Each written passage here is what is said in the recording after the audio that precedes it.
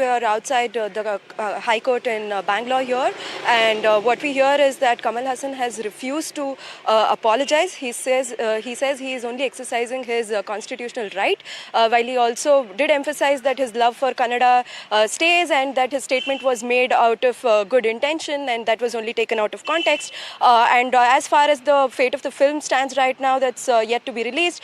He says that it won't be released in Karnataka, and there won't be need of any protection as of now, and his party will speak with the film chamber to resolve that further.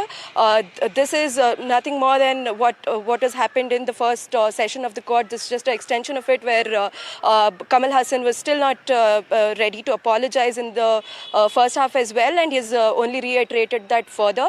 And the court of course made the comment that he's sticking to his ego by not apologizing, while only one statement from him saying that this was in good jest but was taken out of this, and an apology could have solved the entire issue.